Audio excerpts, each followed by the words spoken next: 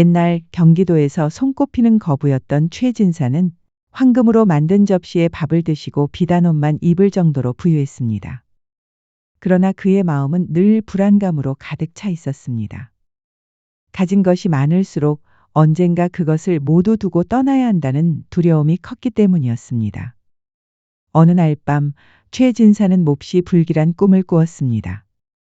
자신의 집 마당에 갑자기 저승사자가 나타나 목에 밧줄을 걸려 하는 순간 그가 막대한 재물을 주자 엽전 꾸러미를 받아들고 다른 집으로 향하는 꿈이었습니다. 최진사는 식은땀을 흘리며 잠에서 깨어났습니다. 꿈이렸다. 그래, 꿈. 하지만 그 저승사자의 눈빛이 어찌 그리 생생했던가. 내 목에 밧줄을 걸려던 그 차가움이 아직도 느껴지는구나. 이 많은 재산을 두고 눈을 감을 수는 없어. 내 재산, 내 부귀영화는 누구에게도 넘겨줄 수 없단 말이다.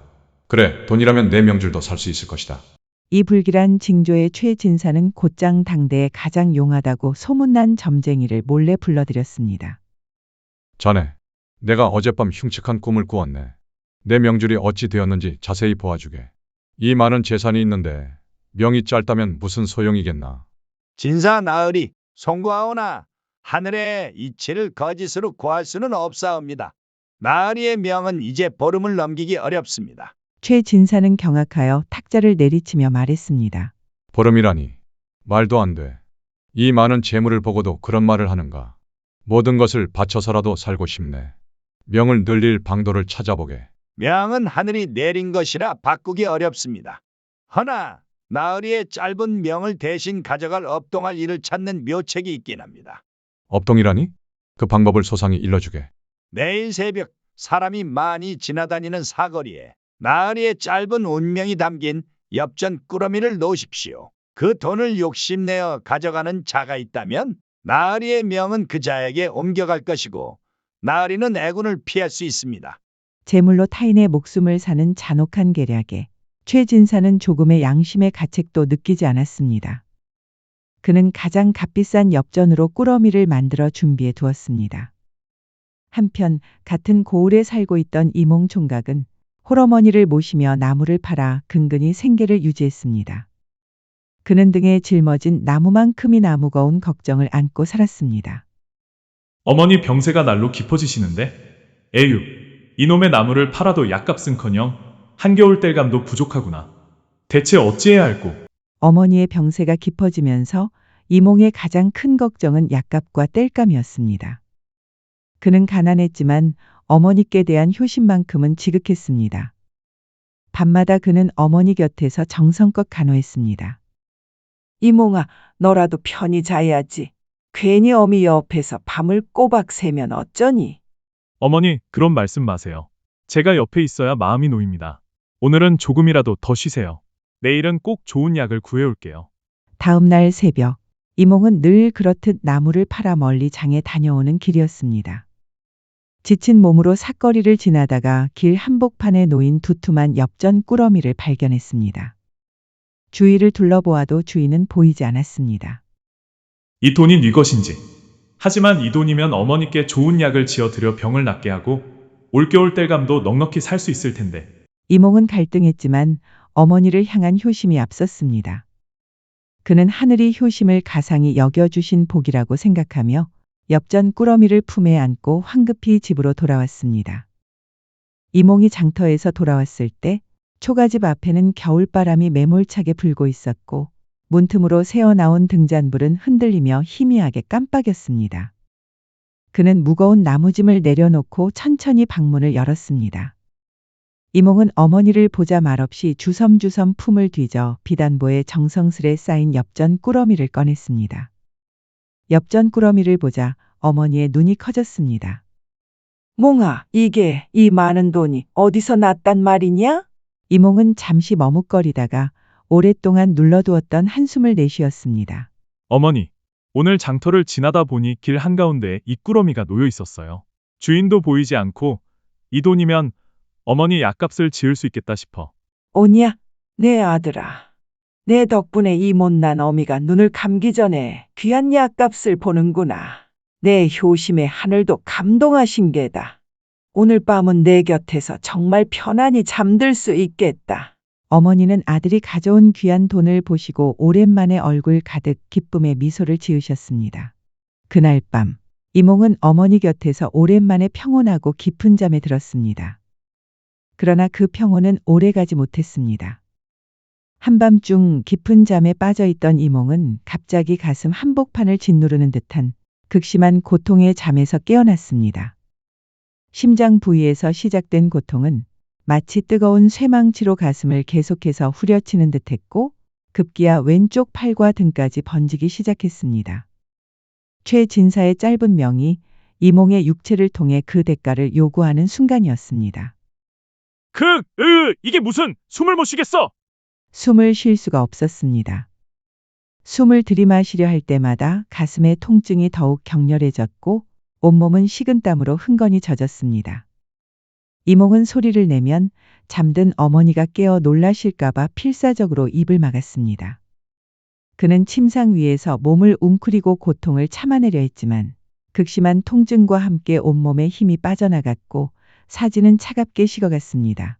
어머니를 향해 마지막으로 손을 뻗으려 했지만 손가락 하나 움직일 수 없었습니다. 마지막 격렬한 경련이 온몸을 훑고 지나간 뒤 이몽은 깊게 들이마신 숨을 끝으로 어머니 곁에서 숨을 거두었습니다. 어머니는 이른 아침 이몽의 싸늘한 시신을 발견하였습니다. 어머니는 아들의 시신을 안은 채 목 놓아 통곡하셨습니다. 아들아, 내 아들아, 내가 어찌 이리도 숨소리 하나 없이 차갑게 식었단 말이냐. 내가 그리도 나를 두고 갈까 두려워했는데. 그 슬픔을 이기지 못한 어머니 또한 아들의 시신을 끌어안은 채 곧바로 숨을 거두시고 말았습니다. 억울하게 명을 다한 이몽의 영혼은 끝없이 어둡고 긴 저승길을 걷게 되었습니다. 주위는 온통 짙은 먹빛 안개에 잠겨 있었으며 하늘에는 달도 별도 없어 방향조차 가늠할 수 없었습니다. 오직 음습한 침묵만이 가득했고 이따금 들려오는 것은 멀리서 불어오는 망각의 바람 소리뿐이었습니다. 이 바람은 이승에서의 기억과 미련을 흩어버리려는 듯 귓가를 맴돌며 시린 울음을 토해냈습니다. 이몽은 자신의 억울한 죽음보다 어머니를 홀로 두고 온 비통함의 걸음을 멈추지 못하고 있었습니다. 그러던 중 희미한 어둠 속에서 앞서 걷는 가녀린 그림자를 발견하였습니다. 그 처녀는 은영으로 이승에서 오랜 지병을 앓다가 명이 다하여 저승으로 오던 중이었습니다. 그녀의 영혼은 마치 이승에서의 병고를 아직 놓지 못한 듯이 위태롭게 흔들리고 있었습니다. 이몽은 조용히 그녀의 곁에 섰습니다. 그녀에게서는 자신에게서 느껴지는 거친 원한과는 다른 고요하고도 깊은 슬픔이 느껴졌습니다.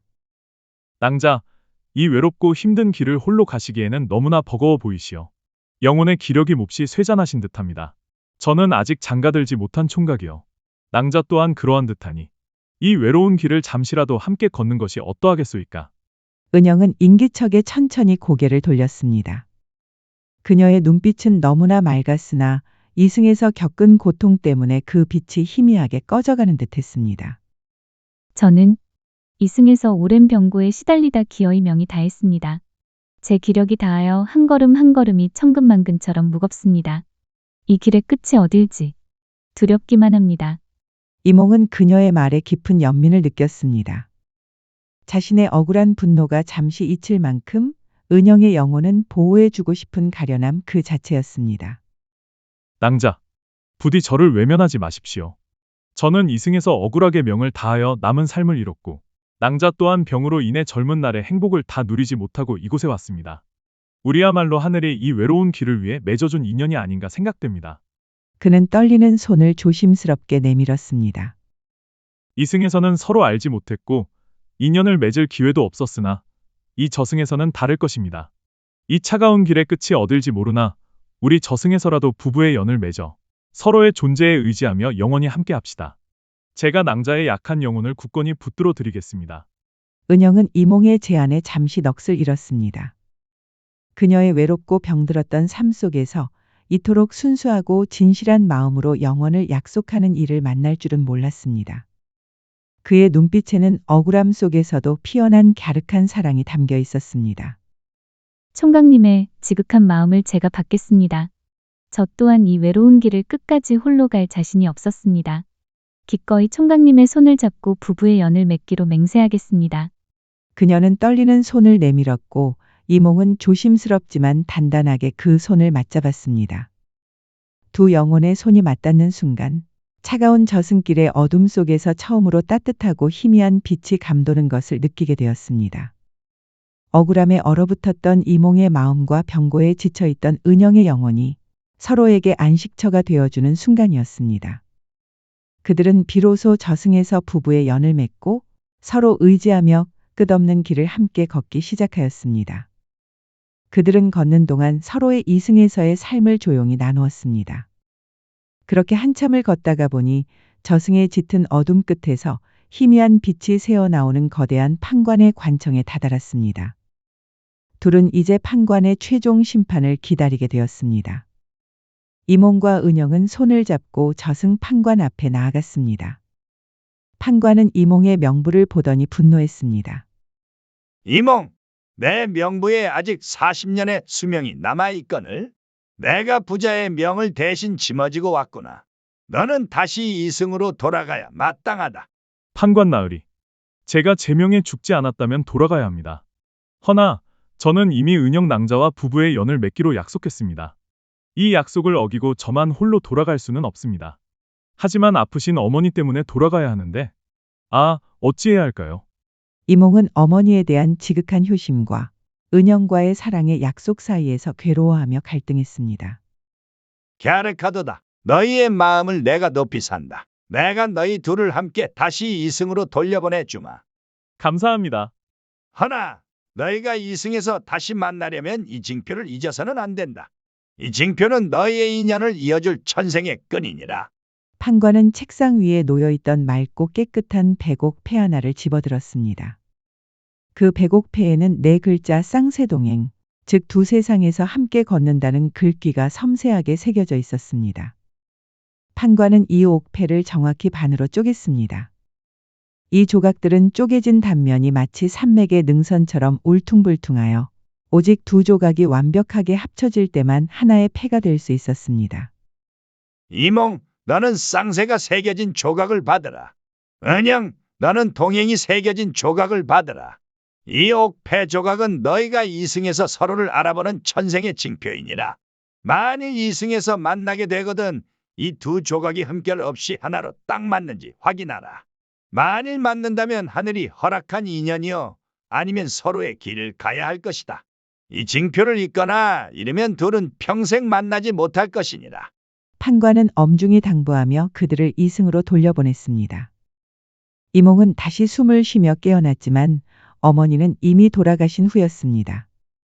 이몽은 비통해하며 정성껏 어머니의 장례를 치르고 곧바로 은영과의 약속을 지키기 위해 길을 나섰습니다. 이몽은 판관이 일러준 글귀 쌍세동행을 마음속으로 되새겼습니다. 쌍세동행이라. 두 세상에서 함께 걷는다. 쌍이라는 글자처럼 이승에서 우리를 이어줄 단서는 두 존재가 서로에게 기대어 선 형상일 것이다. 그래, 두 그루가 붙어 자라 마치 부부처럼 보이는 쌍둥이 나무 근처에 낭자가 있을 것이다. 이몽은 은영을 찾을 수 있는 유일한 증표인 쌍새가 새겨진 반쪽 옥패를 소중히 간직하였습니다. 그는 인연의 징표인 쌍둥이 나무가 있는 집들을 찾아 발이 닳도록 전국을 헤매었습니다. 3년의 세월이 흐른 뒤 이몽은 마침내 한 고을에서 쌍둥이 나무가 서 있는 기와집을 발견했습니다. 그는 숨을 가다듬고 집 안으로 들어섰습니다. 그 집 딸이 오랜 병으로 앓아눕고 있다는 소식을 들었기 때문이었습니다. 어르신들, 저는 이몽이라 합니다. 저는 따님 은영 낭자의 천생배필이요. 낭자의 명을 잊게 하려고 하늘이 다시 보낸 사람입니다. 무슨 허튼 소리를 하는가. 우리 딸은 병이 깊어 외간 남자를 들일 수 없네. 그리고 천생배필이라니. 믿지 못하시는 것이 당연합니다. 하지만 이 징표를 보십시오. 이 백옥패는 저승 판관이 저희가 두 세상에서 함께 걷도록 주신 증표입니다. 낭자와 제가 같은 날 명을 달리했던 기이한 인연, 그 모든 것이 바로 이 징표 때문입니다. 이 조각이 낭자의 조각과 완벽하게 하나로 맞는다면 제가 낭자의 병을 고칠 수 있습니다. 제발 제게 기회를 주십시오. 이몽의 너무나 간절하고 확신에 찬 눈빛, 그리고 그가 내민 신비로운 옥패 조각의 부모님은 반신반의하면서도 마지막 희망을 걸어보기로 했습니다. 이몽은 사발에 깨끗한 물을 담고 그 위에 쌍새가 새겨진 옥패 조각을 덮어 은영의 방에 들여보냈습니다. 그리고 문 밖에서 떨리는 마음으로 기다렸습니다. 은영은 탕 위에 놓인 옥패 조각을 보고 눈물을 흘렸습니다. 그녀는 그가 저승에서 만났던 이몽 총각임을 직감했습니다. 그녀는 품속 깊이 숨겨두었던 동행 조각을 꺼내어 조심스럽게 맞추어 보았습니다. 쌍새 동행. 이몽 총각님. 놀랍게도 두 조각은 마치 원래 하나였던 것처럼 흠결 없이 완벽하게 합쳐져 하나의 맑고 깨끗한 백옥패가 되었습니다. 그 순간 백옥패에서 따스하고 희미한 빛이 방안을 감돌았고 은영의 몸을 옥죄던 모든 병의 기운이 깨끗이 사라지는 것을 느꼈습니다. 은영은 힘을 얻어 그 물을 한 방울도 남기지 않고 다 마셨고 기적처럼 지병이 깨끗하게 나았습니다. 은영은 곧바로 부모님께 모든 사연을 고하며 이몽 총각은 하늘이 보내준 자신의 유일한 배필임을 간곡히 설명했습니다. 아버님, 어머님. 제 병이 씻은 듯 나은 것이 그 증거입니다. 저희는 저승에서 영원을 약속했습니다. 부디 저희의 인연을 허락해 주십시오. 이리하여 이몽과 은영은 마침내 천생연분의 부부가 되었습니다. 그 후로 그들은 정직하고 효도하는 마음으로 하늘의 복을 받아 평생 병치레 없이 행복하게 잘 살았다고 전해집니다. 천생연분. 우리는 종종 인연을 우리가 고른다고 믿지만 사실은 하늘이 실을 잇고 바람이 조용히 매듭을 짓는 법입니다. 이몽과 은영의 이야기는 그저 옛사람들의 전설이 아니라 지금 이 글을 읽는 우리에게도 건네는 말 같습니다. 진심으로 이어진 인연은 이승의 흘길도 저승의 안개도 막지 못한다. 어쩌면 여러분 곁에 있는 누군가도 하늘이 오래전부터 실을 이어준 그런 인연일지 모릅니다.